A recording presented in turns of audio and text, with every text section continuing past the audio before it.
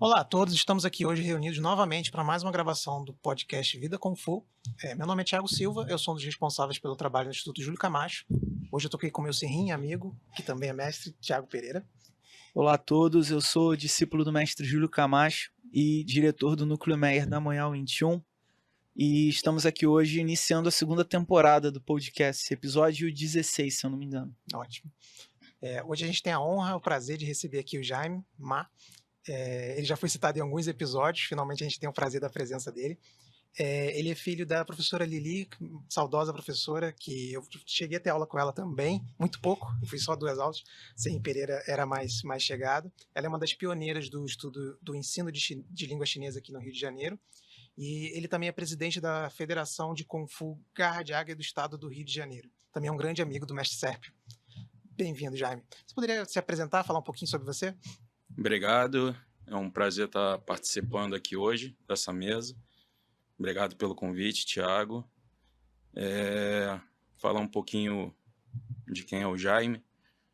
Como já foi colocado, eu sou o atual presidente da Federação de Kung Fu de Garra de Águia do Estado do Rio de Janeiro. Mas vamos falar um pouquinho mais no início. Então, eu sou brasileiro, sou nascido no Brasil, sou filho de chineses. Sempre envolvido sobre a questão de cultura chinesa, né? A gente sempre procurou trabalhar mais nesse sentido, de poder divulgar mais a cultura chinesa dentro da comunidade brasileira. Então, em 2005, a gente procurou também trazer arte marcial para dentro dessa cultura, porque é cultura chinesa. Então, a gente desenvolveu alguns eventos, a gente conseguiu juntar bastante associações de Kung Fu. E aí, nesse meio caminho, a gente foi conhecendo outras pessoas, a gente teve a oportunidade de conhecer várias associações que é envolvidos na arte marcial. E aí, ao longo desse caminho, a gente teve mais afinidade com o mestre Sérpio, que é da Garra de Águia. E aí, depois disso, me surgiu esse convite para ser presidente. Fiquei muito feliz por isso e acabei aceitando esse convite. E aí, por isso que eu também estou aqui hoje junto com vocês.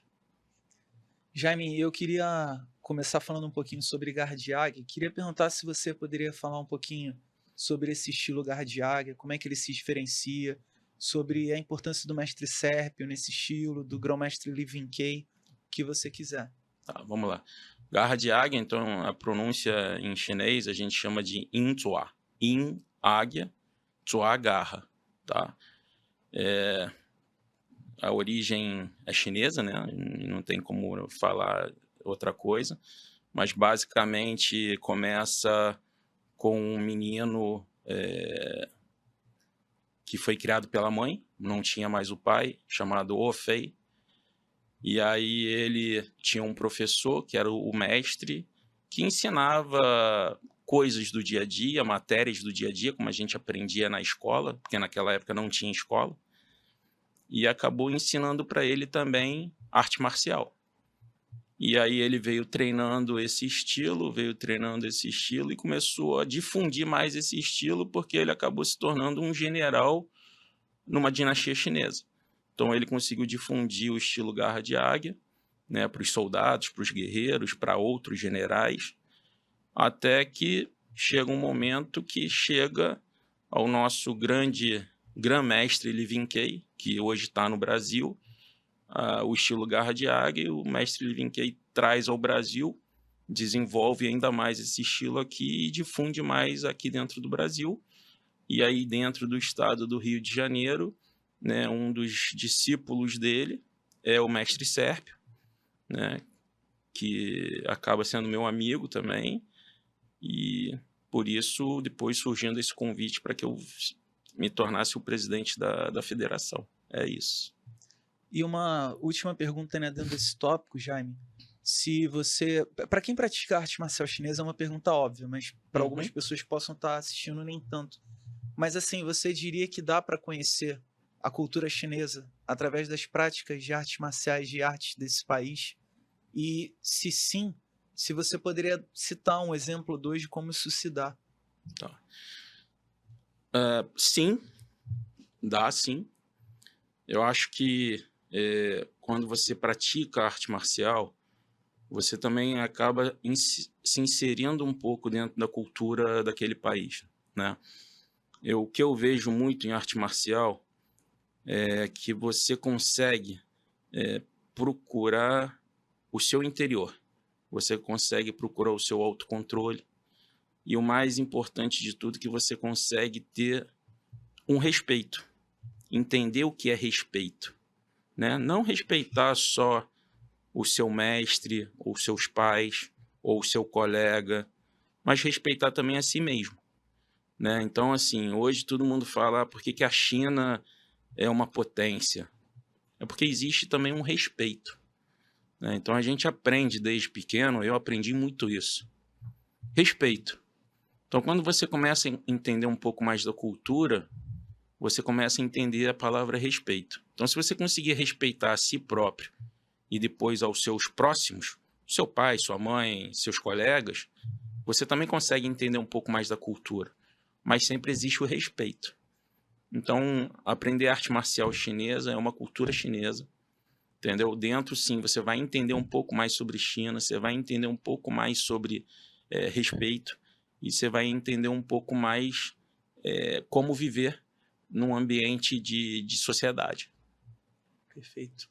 Você falando de respeito, a gente pouco antes de começar a gravar, a gente estava falando do papel do Sifu, né? Que em chinês pode ser praticamente qualquer posição de liderança. Né? Sim. Você pode retomar aquela nossa conversa? Então, na verdade, assim, quando a gente fala Sifu, ele não é só o seu mestre na arte marcial.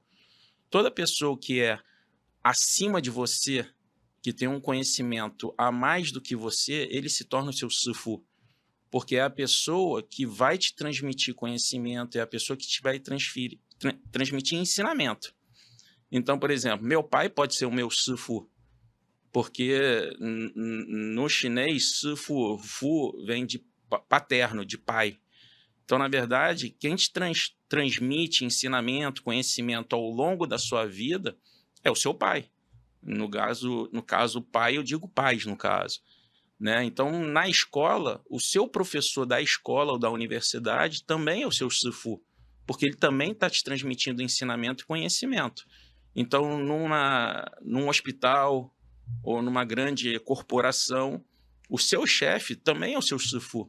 Por quê? Porque ele também está te transmitindo ensinamento e conhecimento, para você poder saber como fazer, como encarar o seu dia a dia dentro daquela sociedade que você ali participa. Então, basicamente é isso. Legal. E você falou também muito sobre respeito, né, Jaime? O nosso Sifu, na verdade, ele gosta muito de etimologia das palavras, né? Então, ele fala de respeito enquanto você olhar novamente, né? Respectar, se eu não me engano. Diferente de quase todos os países do Ocidente, a China ela não teve influência nenhuma da cultura grega. Então, o Grão-Mestre Lemamura, ele costuma até dizer que você olha para a cultura chinesa, que é tão diferente da nossa, e você consegue ter um novo olhar sobre a sua própria cultura, né? Inclusive baseado na questão do respeito. Você poderia falar um pouquinho, assim, por que, na sua opinião, ou do que você conhece, na cultura chinesa, se valoriza tanto o respeito ao pai, à mãe, aos ancestrais, a quem é mais antigo? Por que isso é tão valorizado em comparação a outros países, né? Tá muito próximo àquilo que a gente acabou de falar da palavra Sifu, né? É porque, na verdade, os mais velhos, ou não os mais velhos, vamos dizer, os mais experientes,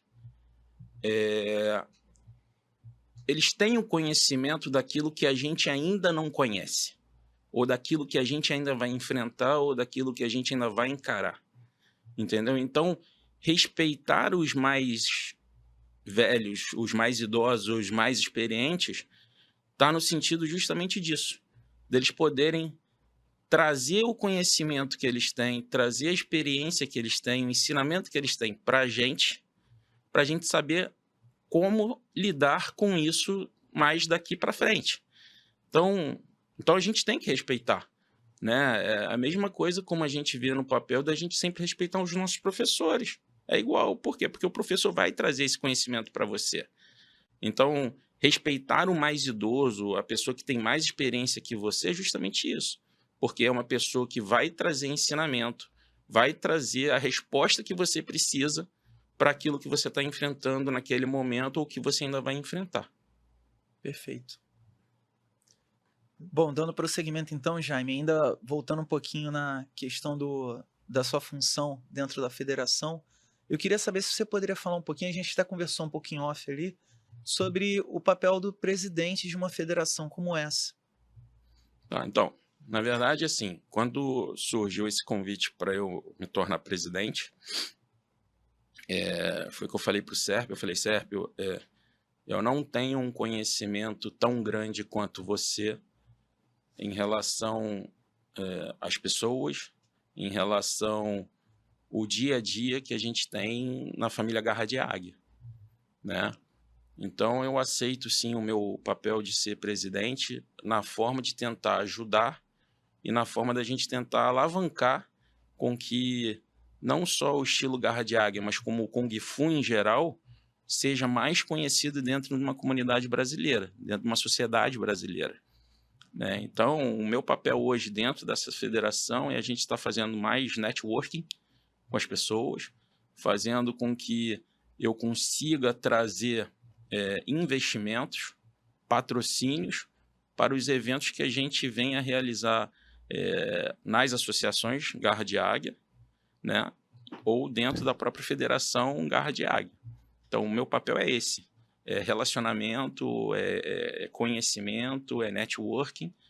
O dia a dia da associação e da federação, ainda quem toca, basicamente, é o mestre Sérpio. Entendo.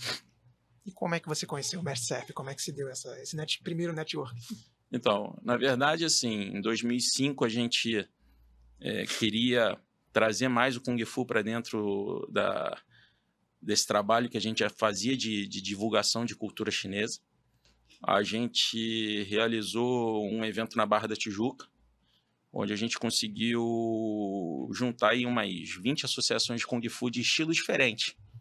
Então, a gente deu oportunidade para que cada estilo pudesse mostrar um pouco da sua arte marcial e aí tentar unificar isso, porque à época era uma coisa que me parecia, era uma coisa muito conturbada, era uma coisa muito cada um puxando mais para o seu próprio estilo, e aí eu sempre falei muito que não é cada um defender o seu próprio estilo. Acho que todo mundo devia se juntar e defender o que é o Kung Fu, na verdade. Eu brinco muito assim, por que jiu-jitsu, judô é tão difundido dentro de uma sociedade brasileira, né, de origem japonesa? Por que taekwondo é tão difundido na comunidade de origem coreana? Por que as pessoas ainda não escutaram falar Kung Fu ou Wushu? E assim, é justamente nesse momento que a China se torna uma potência que eu falei que a gente tinha que aproveitar esse momento para divulgar mais ainda sobre fala de Kung Fu, né? A gente brinca assim, a gente que tem uma idade, né, já tem uma certa idade, todo mundo conhece Bruce Lee. Mas e a geração nova que está chegando? O meu filho hoje tem 7. Se eu falar para ele algum lutador de Kung Fu, se eu falar para ele Bruce Lee, ele vai falar: quem é? Não sei quem é. Entendeu? Aí, um pouquinho mais velho que meu filho, talvez a geração que tem aí 18 anos, 20 anos, um pouquinho mais, vai lembrar de Jet Li, vai lembrar de Jack Chan, que são os que já eram da época de Bruce Lee, né? Eram figuração de Bruce Lee e que se tornaram hoje grandes artistas, mas que também já estão se aposentando. Sim. E daqui a pouco, quem é a próxima geração? Não tem. Eu, pelo menos, ainda não conheço nenhum novo. Entendeu? Aí, depois de você ver que a China vira uma potência, isso é bom porque abriu mais portas, e aí você vê Kung Fu Panda. As crianças sabem Kung Fu Panda, mas é um desenho animado. Entendeu? Mas aí a gente precisa fazer mais. A gente precisa difundir mais. A gente precisa pegar o Kung Fu, falar quais são os benefícios do Kung Fu para você aplicar, entendeu? No seu dia a dia. Então, esse foi o grande motivo. E aí, então, em 2005, a gente fez esse grande evento. Depois, a gente veio fazendo os outros eventos. E aí, como é que eu chego no Sérpio? É que, na verdade, a gente sempre quis ter uma equipe de leão, dança do leão e dança do dragão. Só que o leão é mais simples. O leão, você tem 2 pessoas em cada leão, mais o pessoal no instrumental. Então, você está falando de uma equipe aí de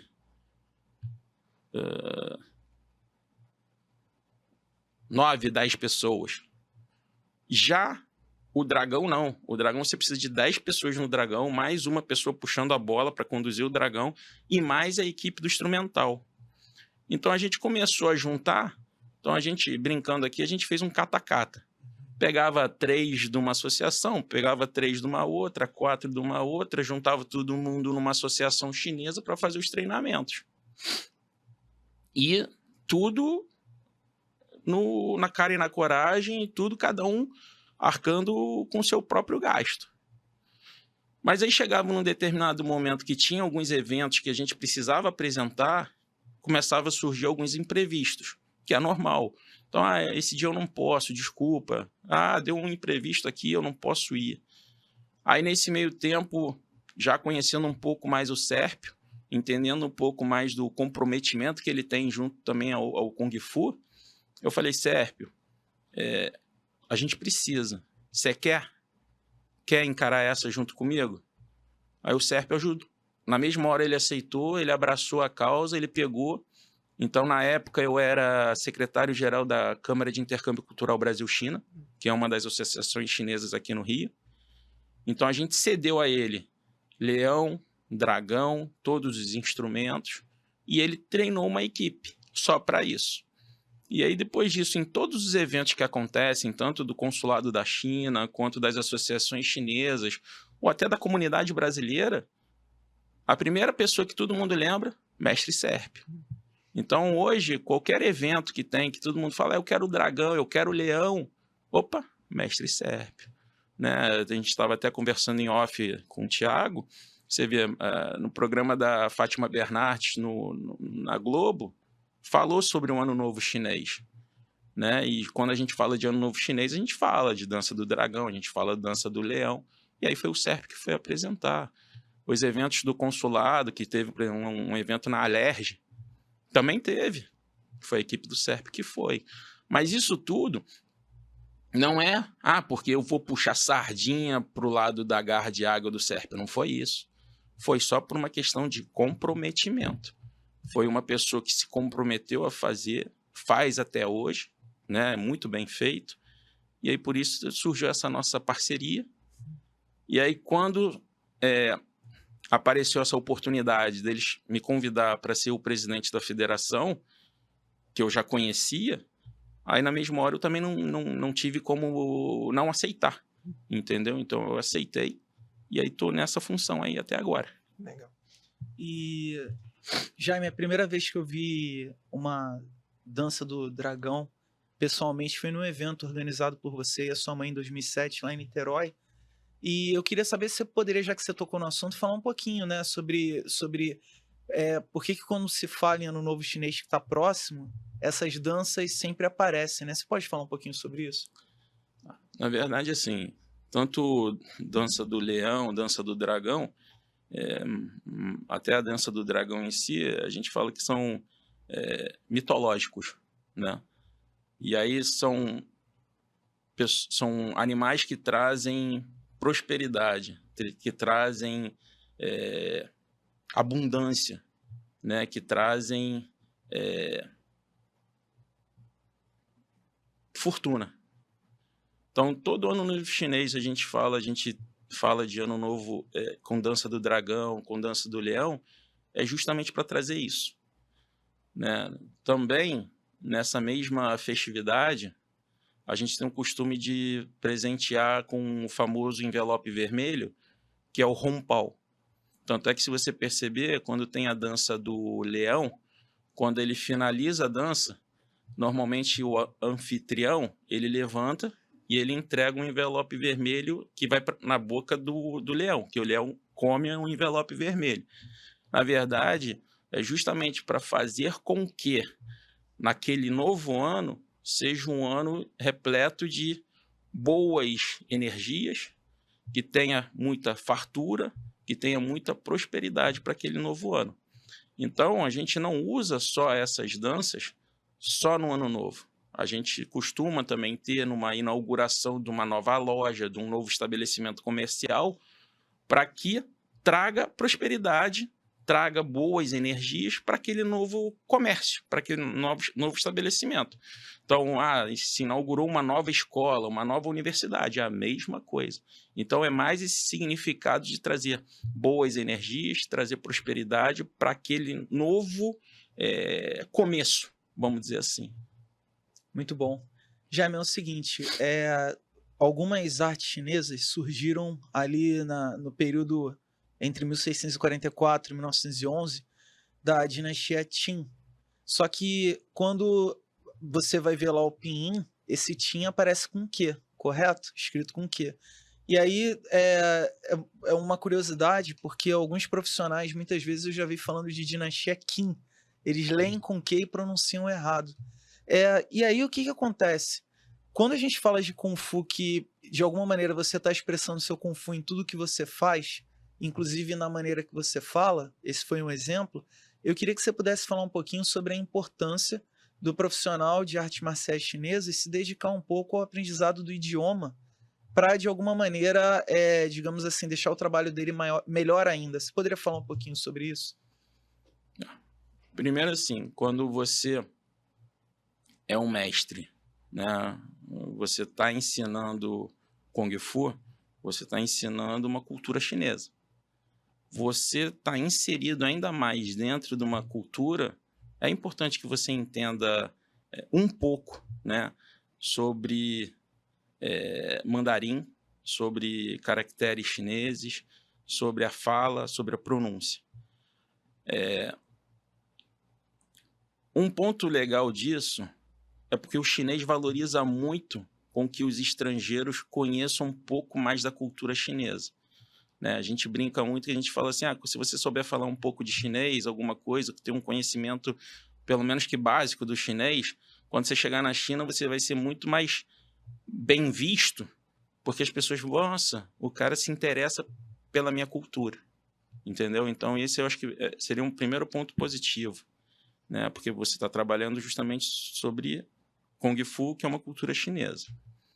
Quando você acaba entrando um pouco mais profundo sobre o idioma chinês, a cultura chinesa, você vai ver que muitas das coisas que você vai trabalhando no seu dia a dia é perceptível, que você vai ver que, tem um significado. Por que aquele caractere se escreve daquele jeito? É porque tem um significado. Por que se faz assim? A origem, se você for buscar um pouco da origem, você vai ver que tem um significado de por que ser assim. Então, assim, para um profissional hoje conhecer um pouco mais sobre a cultura chinesa, eu acho muito importante, até para o próprio crescimento dele. Aí eu vou falar um pouco, assim, brincando, um pouco sobre o que aconteceu comigo e o meu irmão. Né? Como eu falei, a gente é nascido no Brasil, então a gente cresceu dentro da cultura brasileira, claro que sem perder as nossas raízes, porque a gente tinha cultura chinesa em casa, só que em determinado momento era um pouco conflitante para a gente, porque é uma coisa que você vê no seu dia a dia e outra coisa que você escuta dos seus pais em casa e a coisa ficava meio estranha na nossa cabeça. E aí, em um certo momento, a gente chega para o meu pai e a gente fala assim, pai, para que a gente está aprendendo mandarim? A gente não usa em lugar nenhum, a gente só fala em casa. Ou quando a gente quer falar alguma coisa na rua para ninguém entender. Aí a gente fala. E isso eu tinha 13 anos. Aí um belo dia meu pai fala assim, cara, aprender mais um idioma na tua vida não vai te atrapalhar em nada. Em determinado momento da vida, a gente não sabe quando, pode ser um diferencial para você. E isso a gente está falando em 88, 89. Entendeu? E aí, tá bom, então vamos continuar aprendendo. E aí, passa o tempo, a China abre mercado, começa o boom. E aí eu lembro, meu primeiro emprego, aos 18 anos de idade, era porque eu falava mandarim. Né? O primeiro emprego do meu irmão era porque eu falava mandarim. Então, assim, ninguém sabe o dia de amanhã, né? Essa é a verdade. Os mais velhos é que dão um caminho, né? Isso. E de novo, era justamente isso que eu te falei. Os mais velhos, os mais idosos, eles não são chatos. Pelo contrário. Eles estão te ensinando aquilo que você ainda vai enfrentar mais para frente. Aquilo que você vai encarar mais para frente. Se eu tivesse parado de aprender mandarim naquela época, será que eu teria o meu primeiro emprego? Sim. Ou será que eu sou o Jaime que eu sou hoje? Então, é assim, por isso que eu te falo, de novo, qual o significado da palavra Sifu? Não é só o seu mestre, não. Não é só o seu mestre de Kung Fu. É o seu mestre para a vida toda. É o seu mestre que vai te ensinar o caminho correto que você tem que seguir. É aquilo que vai acontecer daqui a alguns anos, mas ele ainda não pode falar por quê. Entendeu? Mas que ele já te ensinou tudo que você precisa saber para quando acontecer você saber enfrentar. É isso. Entendeu? É a resposta. Você sabe, Jaime, que em 2006 o meu Sifu ele insistiu muito para poder começar a estudar chinês, né? Uhum. E aí ele finalmente falou, ó, a professora tá vindo aqui hoje, você não quer tentar e tal? Aí ele insistiu, eu não queria. E aí ele pediu para esperar sua mãe lá embaixo. Aí a sua mãe chegou. E até aquele momento, depois de 7 anos, eu só queria saber de treinar e voltar para casa. Não me envolvia com mais nada que não fosse prática, né? E um costume que a gente tem na nossa escola é de fazer o chá e tudo. Eu não participava de nada disso. E naquele dia ele falou assim: você traz ela até aqui em cima e depois prepara o chá para ela. E aí eu recebi sua mãe e eu falei para ela assim: a senhora gosta do chá com açúcar ou sem açúcar? Assim, primeiro que é uma pergunta que nem era necessária, mas ela falou: não se bota açúcar. E ela começou a falar de chá comigo. Ela deu aquela primeira aula que foi um verdadeiro show, assim. Depois eu fui levar ela até em casa com a Paula e continuei estudando. Uhum. Você poderia falar um pouquinho sobre o idioma chinês, no sentido de que muita gente acha difícil, não quer nem tentar, ou a pessoa que começa perde a motivação, porque está todo mundo muito acostumado com o formato de curso de inglês, e sua mãe ela conseguia trazer assim, um processo quase convivial ali para o aprendizado do idioma. Você pode falar um pouquinho sobre o fato do chinês não ser tão difícil quanto parece, ser mais legal do que as pessoas pensam? Então, assim, a minha mãe, ela começou a ensinar mandarim, né? Aqui no Rio, foi em 89. Começou realmente em 89. Ela já tinha uma experiência anterior, mas não no Brasil. E aí, em 89, ela começou a voltar a dar aulas aqui no Brasil, mais voltado para o público brasileiro. E é justamente também numa época onde a China começou a abrir um mercado. Então, acabou que muitas pessoas tinham interesse de aprender o mandarim justamente para poder fazer negócios com a China. E a gente via realmente que muitas pessoas tinham essa preocupação da dificuldade no mandarim. Só que, na verdade, o mandarim, gramaticalmente falando, é uma língua até muito fácil. Muito mais fácil que português. Né? Acho que a língua mais difícil de se falar acho que é o português, né? Porque a gente conjuga muito verbo. Nunca vi tanta conjugação de verbo. E na China não. Na China você não conjuga verbo. O verbo está sempre no infinitivo e, na verdade, você só bota a pessoa, né? E bota o tempo. Então, vou dar um exemplo aqui. A gente está conversando aqui hoje. Eu conversar hoje, eu conversar amanhã, nós conversar depois de amanhã, eles conversar ontem. Então, é muito mais fácil de você aprender, né? O difícil, na verdade, no mandarim, está só na pronúncia. Então, você tem 5 tonalidades, mas uma é neutra, então vamos falar que são 4. Então, 4 tonalidades, onde, na verdade, se você mudar a tonalidade da palavra, muda a palavra. Então, o difícil está aí. Mas existem pessoas que aprenderam chinês com a minha mãe que eu não conhecia. Um belo dia ela liga lá para casa, eu atendo o telefone e ela começa a falar em chinês comigo. Eu falei, mãe, tem uma chinesa querendo falar contigo. Aí a minha mãe conversa com ela, depois, não, é a minha aluna, fulana de tal. Eu falei, nossa, fala chinês igual um chinês mesmo. Então, assim, é mais prática, entendeu? Não é difícil.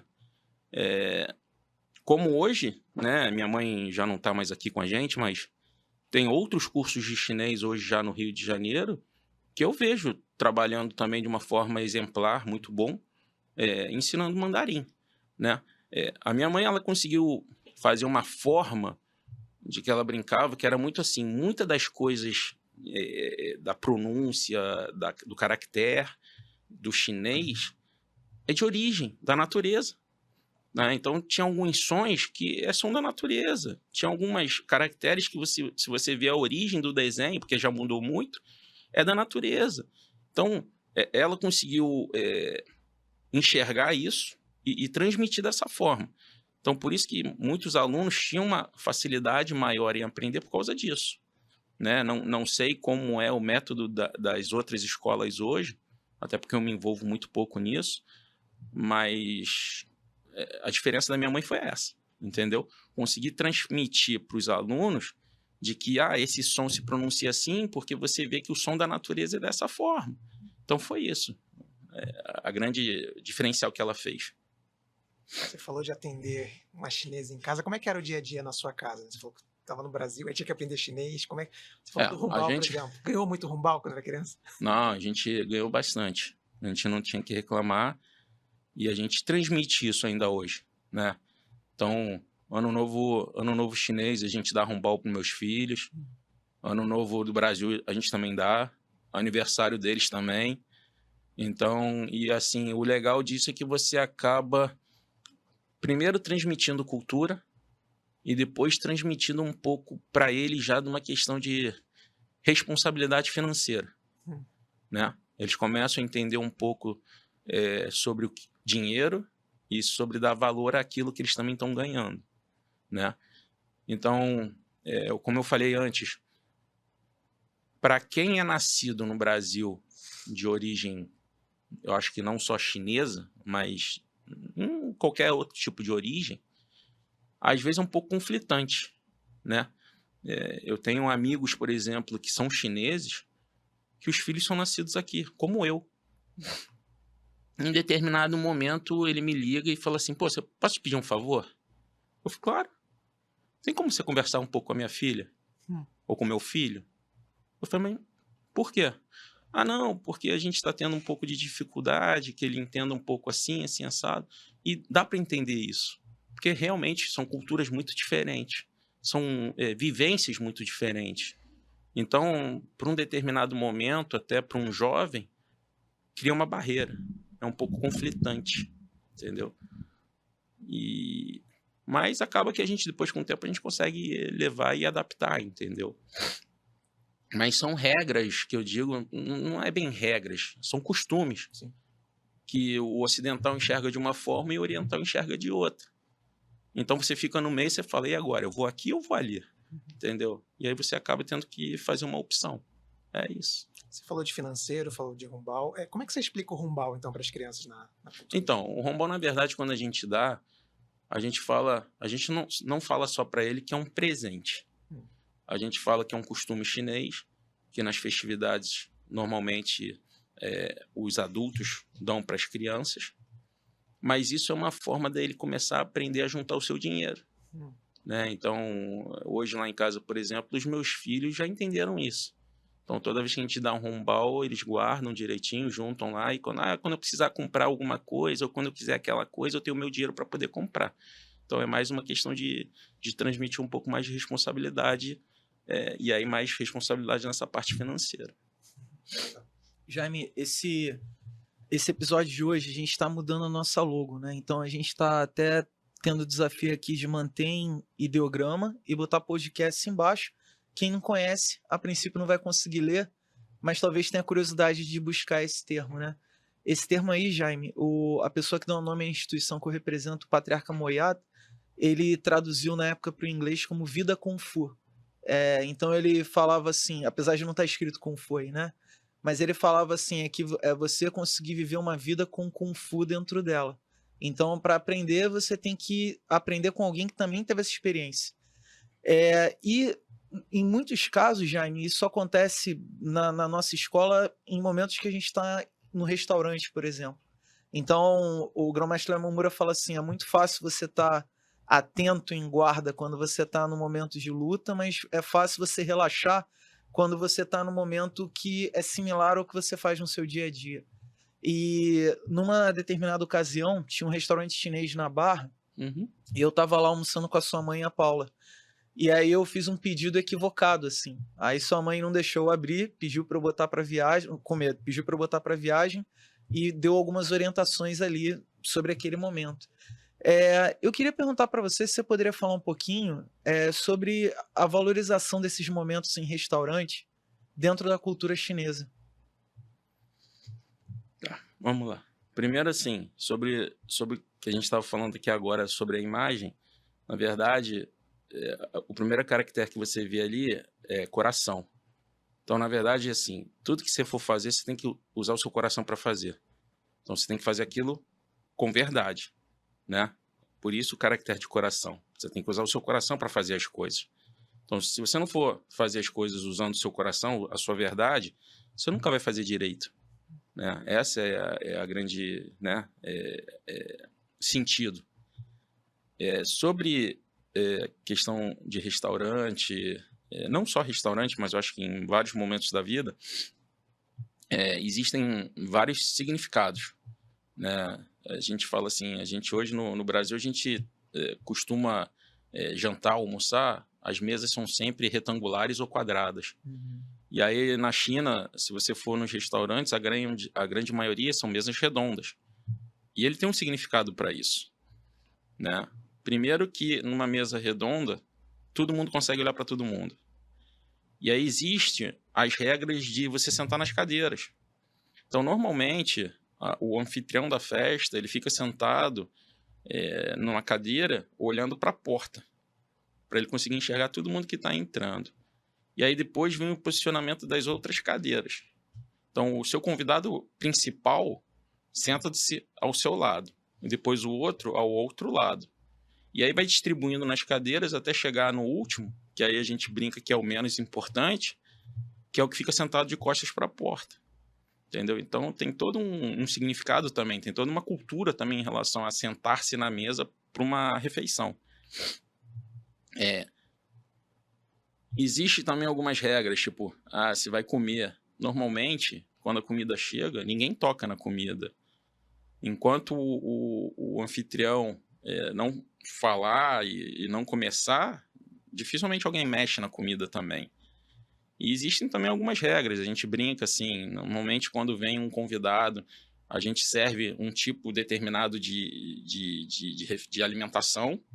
Quando aquele convidado está indo embora, ou está partindo, está voltando para sua terra natal, a gente também tem um almoço, um jantar, que a gente também serve um tipo específico de alimento. No caso, a gente brinca que é o macarrão, que é o significado de amarrar esse convidado para que esse convidado não se vá, que ele possa permanecer. Então tem toda uma simbologia, tem toda uma regra também em relação a isso. Muito bom. Sim. É o seguinte, Jaime, outra coisa também que eu queria perguntar para você é se tem alguma passagem, seja com a sua mãe, com seu pai ou com os dois, durante a sua infância, sua adolescente, algum processo cultural, como esse que você citou com seu pai no aprendizado do mandarim, mas algum processo cultural, assim, que tenha tocado mais você. Você consegue recordar algum? Cara, acho que não tem um específico. Acho que foi a nossa vivência toda, desde a minha infância até a adolescência, que a gente aprendeu muito, a gente vai levando até hoje. Então, acho que tudo, em certos momentos, teve algum aprendizado. Não teve uma coisa mais específica ou uma coisa que foi mais marcante. Acho que não. Tirando esse episódio por que a gente estava continuando a aprender mandarim, acho que não teve uma outra assim tão forte, né? Um pouco mais pra frente. Passado esse momento aí desse boom chinês, a China já é uma potência consolidada, é a segunda mão do mundo. Como é que você vê o futuro? Como é que você vê o Kung Fu, ou como é que você vê o Brasil nesse cenário? Então, a China hoje já é uma verdade, já é uma potência. Se ela vai ser a número 1, dificilmente tem alguém que possa falar quando isso vai acontecer, mas é uma realidade. O Brasil tem que aproveitar esse momento. A relação, não só comercial, mas em todos os sentidos, é muito boa, né? Na área cultural também é muito boa, na área educacional também é muito boa. Acho que as pessoas, se tiverem oportunidade para aprenderem mandarim, porque não só, como eu falei aqui, de você ter um terceiro idioma, mas porque os chineses valorizam muito quando um estrangeiro sabe falar e conhece um pouco sobre a cultura chinesa. Para o Kung Fu também, né? Também vai ser uma grande oportunidade. Tem tido já muitos brasileiros indo para a China para fazer aperfeiçoamento, para fazer tipo um intercâmbio. E é um momento, né? Esse momento, na verdade, já vem aí de uns 20 anos para cá. Vai continuar. Então, quem tiver essa oportunidade de aprender cultura chinesa, idioma chinês, não perca a chance. O estudo da sua mãe ainda funciona? Na verdade, não. Na verdade, depois que a minha mãe faleceu, ele ainda existe, mas não está tendo mais atividade, né? Até porque o meu irmão seguiu um outro ramo, eu segui um outro ramo, então a gente acaba não tendo tanto tempo para poder continuar esse trabalho que ela iniciou. E uma pergunta, Jaime, assim, você poderia falar um pouquinho sobre como que você vê a influência da sua família ao longo dessas décadas, né, na propagação da cultura chinesa e nesse apoio que a professora sempre fez questão de dar às artes marciais? Você pode falar um pouquinho sobre isso? Na verdade, assim, até antes dos meus pais se conhecerem, meu pai já ajudava muito, né, sobre essa questão de cultura chinesa aqui dentro do Brasil. E uma das coisas que ele sempre falou, e na época quando ele falou, a China não era esse país ainda conhecido. E a gente era criança ainda. E aí ele falava assim, para você ganhar o respeito das pessoas, você tem que mostrar um pouco para ela qual é a sua origem. Você tem que mostrar para ela um pouco da sua cultura. E isso ficou marcado, né, na gente. E aí a gente lembra ainda quando a gente era pequeno, a gente andava na rua, todo mundo, ô japonês! A gente não era chinês, a gente era japonês naquela época. E aí tudo muda quando a China realmente se transforma e vira essa potência que é hoje, e agora não, as pessoas veem você na rua, ô chinês, não sei o quê, ou já falam às vezes alguma coisa com você em chinês, pelo menos um ni hao, eles sabem falar. Então, assim, sempre teve esse trabalho de falar sobre cultura chinesa, uma forma de fazer com que as pessoas te conhecessem melhor, né? E aí, te conhecendo melhor, te respeitar melhor. Então, isso meu pai fez por muitos anos, transmitiu isso pra gente. Depois conheceu a minha mãe, né? E minha mãe continuou esse trabalho. E a gente continua fazendo isso com os meus filhos, né? Minha esposa é chinesa. Meus filhos são nascidos aqui no Brasil. Só que o meu menorzinho fala, você é o quê? Não, eu sou brasileiro, mas eu sou descendente de chineses. Isso é legal. Então é mais transmitir cultura uma forma de ter respeito. De novo, respeito. É isso. Jaime, eu lembro que nesse evento lá organizado em Niterói, tinha o logotipo das Olimpíadas de Beijing 2008 estavam espalhados assim pelo evento inteiro. E para mim foi muito curioso porque assim foi um ano inteiro de reportagens sobre curiosidades da China. O mundo estava descobrindo a China por causa da Olimpíada. Agora a gente está em 2024. Então até hoje, para muita gente não ficou claro naquele momento ali da Olimpíada como que a Olimpíada tinha ido parar na China, como que a China cresceu assim.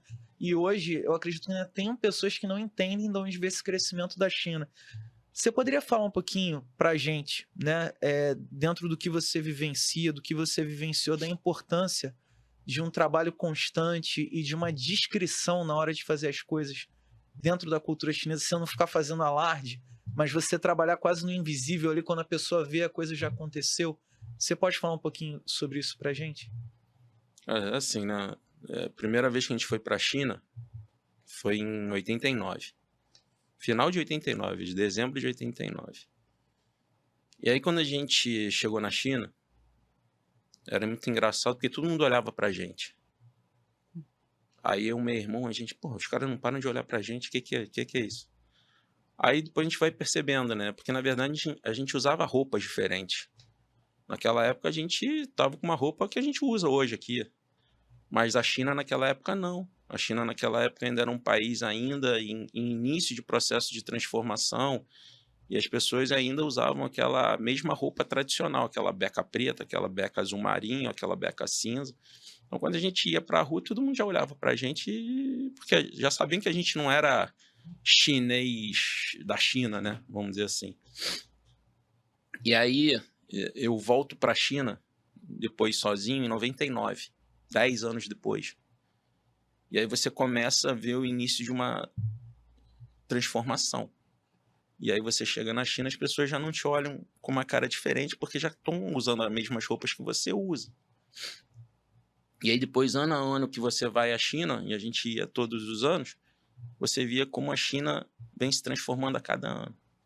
E a transformação é, assim, absurda. Aí quando teve as Olimpíadas de Pequim, em 2008, eu fui convidado até para ser comentarista na Sport TV, para falar um pouco sobre cultura chinesa também. E eu lembro até hoje, eu falei, cara, para quem conheceu a China como era em 89 e vê o que a China é hoje em 2008, você fica de boca aberta. Você fala como um país conseguiu trabalhar e se transformar hoje no que é. E a cada ano que passa ainda continua se transformando, sabe? Então, assim, é um esforço não só do governo, mas é um esforço até do próprio povo chinês, sabe? Você vê o quanto o povo é trabalhador, o quanto eles arregaçam as mangas e vão mesmo trabalhar, porque eles também estão vendo que é uma forma que tem de que, se o país está melhorando, a vida de todo mundo está melhorando, entendeu? Então, a vida dele próprio, que ele também está contribuindo, está melhorando. Então você vê, né? Parece até aquilo mesmo, é um trabalhinho de formiguinha, né? Cada um trabalhando um pouquinho aqui, e daqui a pouco, quando você vai ver, você está hoje que você mora num país que é uma potência.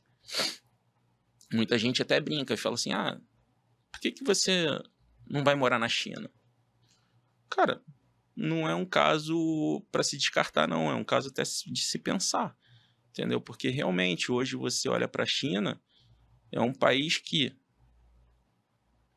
tem uma segurança muito boa, a área de educação é muito boa, o dia a dia de viver, sim, também é muito bom, mas aí é você enxergar o que fazer, né? Aonde que eu me encaixaria lá para fazer alguma coisa. É só isso, entendeu? Então, num aspecto geral, o governo veio trabalhando de uma forma exemplar, boa. A condição de vida hoje das pessoas, em comparação ao que era, é absurdamente boa, maravilhosa, né? Assim, e você conseguiu transformar da água para o vinho, né? A vida das pessoas hoje. Você disse uma série de coisas aqui, por exemplo, quando a população, ela, de alguma maneira, recebe você melhor quando percebe que você se dedicou, né? A gente está falando agora sobre essa coisa que foi aos pouquinhos e de repente veio assim, né? Dessa transformação da China, porque principalmente quando algum empresário, algum executivo aqui do Ocidente vai fazer algum tipo de negócio, né? Quem é um pouco mais despreparado fica um pouco impaciente com algumas etiquetas e necessidade de estudo para fazer uma coisa que em outro país ele iria lá, resolveria ir embora. Você poderia falar um pouquinho, Jaime, também, para aproveitar o tempo que a gente tem com você, sobre esse aspecto da cultura chinesa de você levar um tempo para desenvolver uma relação com a pessoa, seja para negócios ou não? Porque eu vou dar um exemplo. A sua mãe, depois de um tempo, a professora ela se despedia de mim com um beijo no rosto. Mas quando era algum outro aluno, ela apertava a mão, assim, ela deixava uma distância, né? Então você poderia falar um pouquinho sobre esse aspecto, né? Então, a questão é tudo muito cultural, né? Então, existem alguns comportamentos que não são hábitos na China. Aqui no Brasil é muito comum, né? Uma moça encontrar um rapaz, dar 2 beijinhos, uma menina encontrar uma outra menina, dar 2 beijinhos. E na China não tem isso. Na China é mais uma coisa cordial, é um aperto de mão, independente do sexo. Se forem 2 mulheres ou uma mulher e um homem, é sempre assim. Então, assim, realmente, quando você fala em ir para a China para desenvolver um negócio, primeiro é você conhecer um pouco da cultura, saber o que pode, o que não pode, para não até criar um mal-estar, né? Então, dificilmente você vai encontrar um chinês que vai chegar lá e vai te abraçar e te dar 2 beijinhos, né? Não existe isso. Culturalmente não tem. E é tudo uma questão de etiqueta, entendeu? Então, para você ir fazer um negócio na China e não cometer nenhuma gafe, passar realmente por um curso hoje de chinês, para te ensinar um pouco mais sobre cultura chinesa, para você poder fazer de forma correta. Mas, assim, basicamente é isso. Quando você vai numa reunião de negócios, brasileiro aqui normalmente está acostumado a entregar o cartão de visita assim, né? Estende uma mão e entrega. Na China, não. Na China, na verdade, você tem que pegar o cartão de visita com as 2 mãos, com o seu nome virado para a pessoa a quem você está dando o cartão, e entregar para ele. E quem está recebendo também vai receber usando as 2 mãos para receber o seu cartão de visita. Essa é uma forma correta, uma forma cordial de se trocar cartão de visita. Aí, numa refeição, como eu já falei, quando se senta numa mesa redonda, e é costume dos chineses, quando quiserem fechar algum tipo de negócio, convidar a pessoa para almoçar ou convidar a pessoa para jantar. E aí vai ter realmente esse posicionamento de mesa. Então, o dono da empresa vai sentar na cadeira que é voltada para a porta, vai convidar o estrangeiro que vai fazer negócio para sentar do seu lado direito, depois o outro do seu lado esquerdo, e vai posicionando as pessoas que trabalham com ele nas outras posições, até chegar no menos importante, que vai sentar de costas para a porta. Entendeu? Então, são comportamentos que a pessoa tem que ter pelo menos um conhecimento para poder fazer um bom negócio na China. E aí, o chinês gosta muito também, não de repente, tratar de negócio direto, sabe? Ele quer conhecer um pouco melhor quem é você, quem é Thiago. Então, ele vai sentar, vai conversar um pouco, vai falar um pouco da família, vai querer saber o que você faz, o que você gosta, se é casado, se não é casado, se tem filho, se não tem filho, o que gosta de fazer. Vai falar, é do Brasil, joga futebol, gosta de samba, entendeu? Então, ele quer conhecer um pouco também quem é você, e não ir direto para falar de negócio, entendeu? Isso é muito importante. Ótimo. Mais alguma? Tenho sim, Jaime. É o seguinte, eu queria saber de você uma situação que o meu filho falou há poucos anos para mim. Ele disse assim, a gente estava andando ali pelo Península na Barra, né? e ele estava falando assim, Thiago, na década de 80 era um valor você ser aquele cara que trabalha duro, não para de trabalhar e tudo mais. Ele falou assim, hoje em dia eu acredito que se valorize mais quem tem tempo, né? Quem tem tempo para fazer o que é importante. Então, você vê uma pessoa que não tem que sair correndo para o trabalho e volta só tarde, essa pessoa tem uma condição de fazer isso. E eu queria perguntar para você, Jaime, assim, como é que você consegue equilibrar, como é que você tem feito para equilibrar todos esses papéis que hoje você exerce, né? Desde profissionais até familiares, né? Se você poderia falar um pouquinho para a gente como que você usa, né, a cultura chinesa ou tudo que você aprendeu com a sua mãe, que você conhece, para poder ter esse equilíbrio, né? Então, acho que o termo correto foi o que você falou, equilíbrio, né? Tentar equilibrar o máximo das coisas. Eu hoje, particularmente, tenho focado mais nos meus filhos, né? Eu tenho dado muito mais atenção aos meus filhos, à minha família, aos negócios um pouco menos,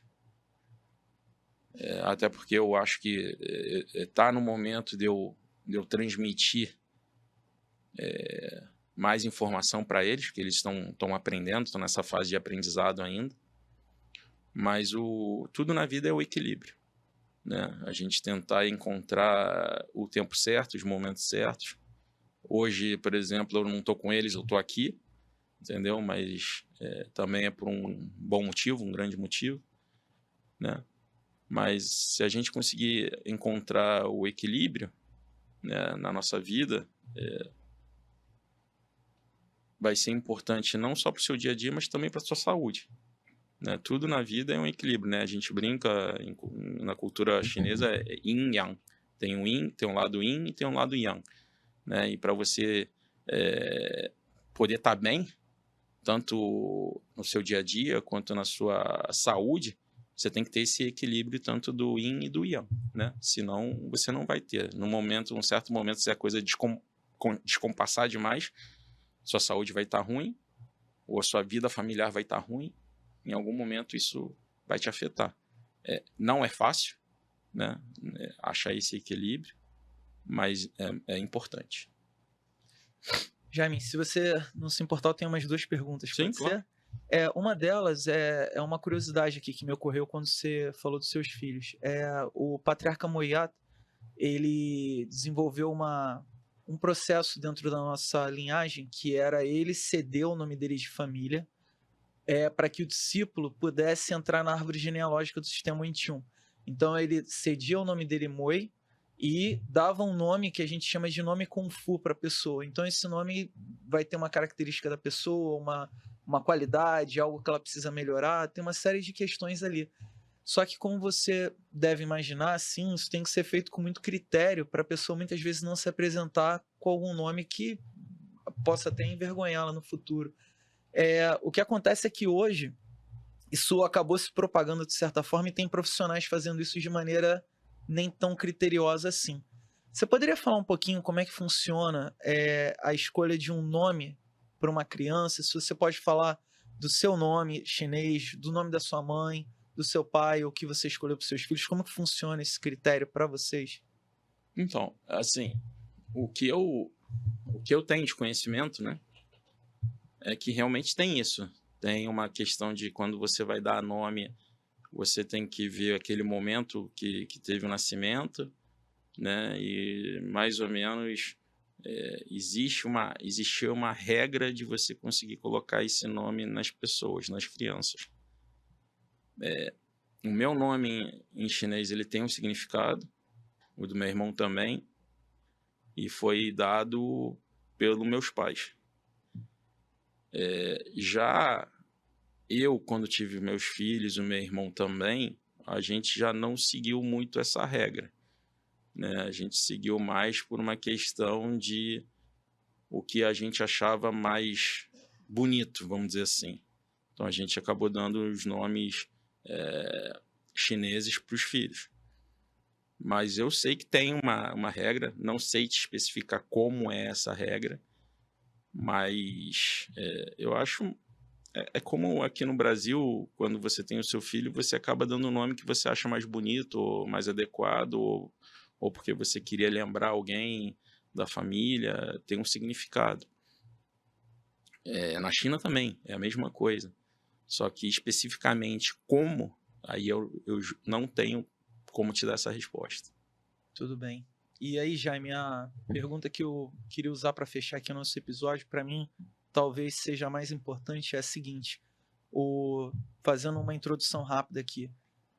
Todo esse trabalho aqui que a gente está fazendo, a gente em nenhum momento busca ficar famoso, ter um programa famoso. Isso aqui, principalmente, é um acervo, né? Para que no futuro a gente não sabe quem vai assistir ou vai ouvir, mas a gente quer sempre trazer um material de qualidade para que no futuro as pessoas possam aprender com o que a gente está falando hoje. Outra coisa também, né? Eu e o Thiago, a gente só consegue estar aqui conversando com você porque nosso Sifu nos deu essa oportunidade, esse conhecimento. Da mesma maneira, né? Tudo que seus pais fizeram por você e seu irmão.